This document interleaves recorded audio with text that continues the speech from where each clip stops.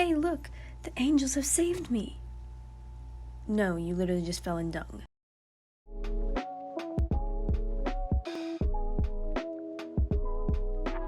As dramatic as that display may seem, that indeed actually happened at the Prague Castle in 1618, kick-starting the 30 Years' War between Catholics and Protestants. Funny how a simple act can kickstart an entire war. Bohemia was upset with King Ferdinand II and his decisions, showing their displeasure and annoyance with him by pushing his representatives out a window. Wow.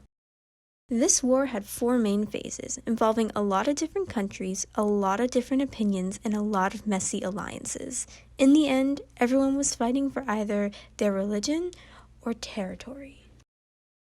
The first phase of this 30 Years' War was the Bohemian Phase. As mentioned before, Bohemia's displeasure with Ferdinand and his decisions to take away their freedom ultimately led to the first major conflict of the 30 Years' War.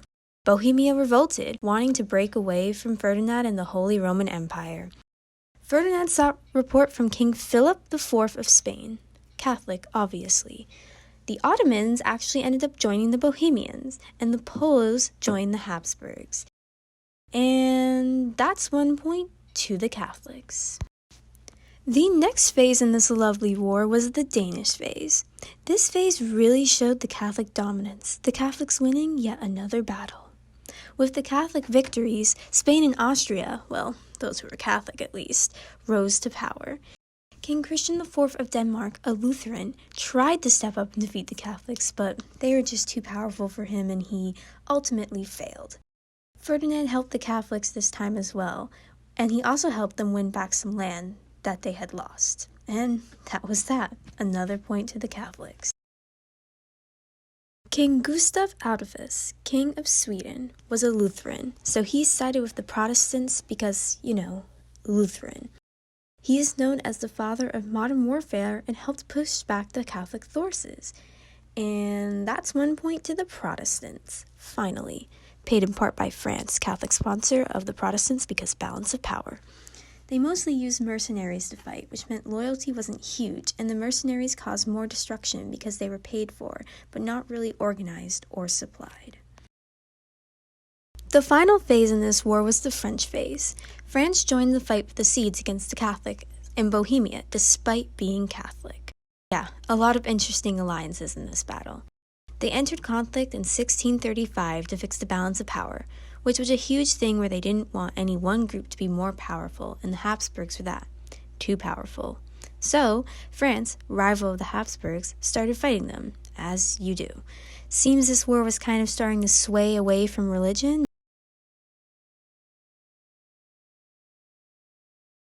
You want to know who won in Phase 4? Let's see. We'll call it a tie.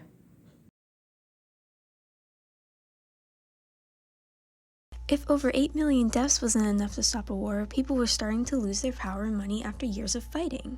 Shocking, I know. Therefore, the Peace of Westphalia was set in place, ending the 30 Years' War. This treaty tied up all the religious wars occurring in Europe, marking it the last religious war in Europe. Yay, no more fighting over people's differing beliefs. However, the lasting effects on this war were pretty impactful. The Peace of Westphalia made sure everyone got something. Everyone got some territory or money out of it, ceasing all fighting and truly ending religious warfare within Europe. New territories and borders were drawn up, the Dutch and Swiss gaining independence. France and Brandenburg, Russia, Calvinists, gained territory as well. The Holy Roman Empire, well, let's just say they would never recover from this war. It is kind of tough to bounce back when 1/3 of your population dies. It was kind of the end of the road for them. The territories within breaking apart, and them kind of just falling apart. New territories and independences sounded great, but at what cost? Over 8 million deaths occurred, and not all of them from fighting. Famine and disease came through during these years of conflict, wiping out millions.